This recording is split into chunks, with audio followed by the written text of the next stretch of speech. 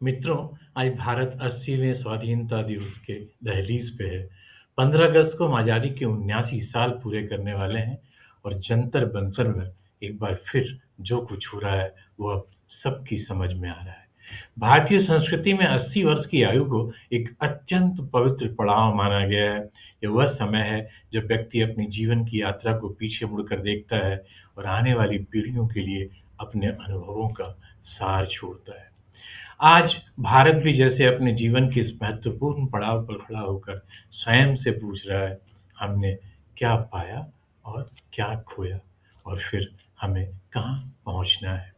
महाभारत से लेकर आज तक भारत की यात्रा केवल बाहरी शत्रुओं से संघर्ष की कहानी नहीं, यह भ्रम, विभाजन, षड्यंत्र और आंतरिक संघर्षों के बीच सत्य और राष्ट्र धर्म को पहचानने की भी कहानी है।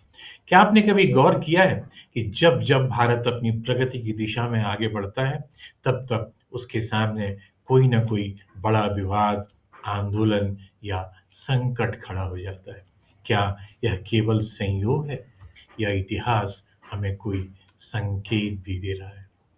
एक बात और गौर करने लायक है कि इस तरह की अधिकांश घटनाएं 15 अगस्त के करीब, जुलाई या अगस्त में, या फिर दिसंबर और जनवरी में 26 जनवरी के करीब ही क्यों होती हैं? जरा गौर कीजिए उन घटनाओं पर जो पिछले 15-20 वर्षों में घटित हुई। 2011 जुलाई, मुंबई में 13 जुलाई को सिलसिलेवार बम विस्फोट, जिसमें कई लोगों की जानें गईं और कई लोग घायल हुए।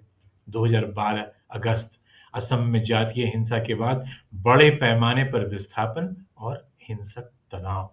जुलाई 2013, बोध गया में महाबोधि मंदिर परिसर में सिलसिलेवार विस्फोट।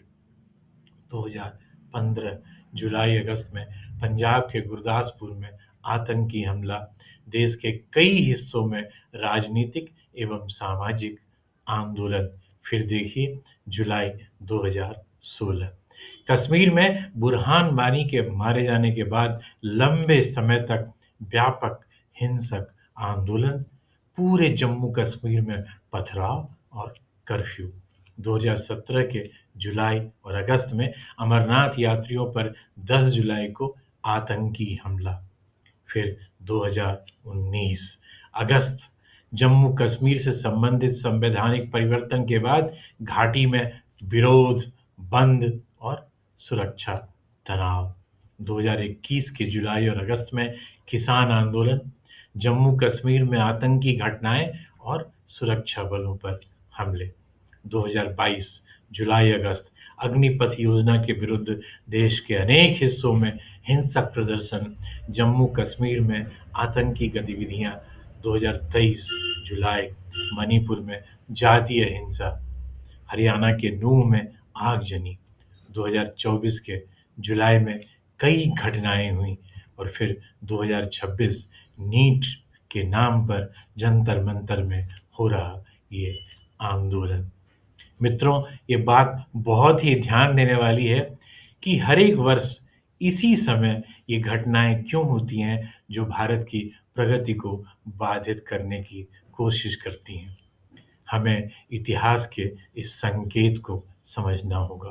प्रश्न पूछें, प्रश्न पूछने में कहीं कोई मनाही नहीं, यह हमारा जनतांत्रिक अधिकार है। लेकिन भ्रम में ना रहें, अपनी आंखें खोलें, देखें कि इन घटनाओं के पीछे वास्तविक चेहरे कौन से हैं। हमें जागने की ज़रूरत है।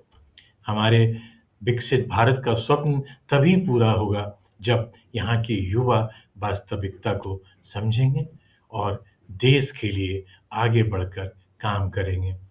बस ज़्यादा कुछ बताने की ज़रूरत नहीं है।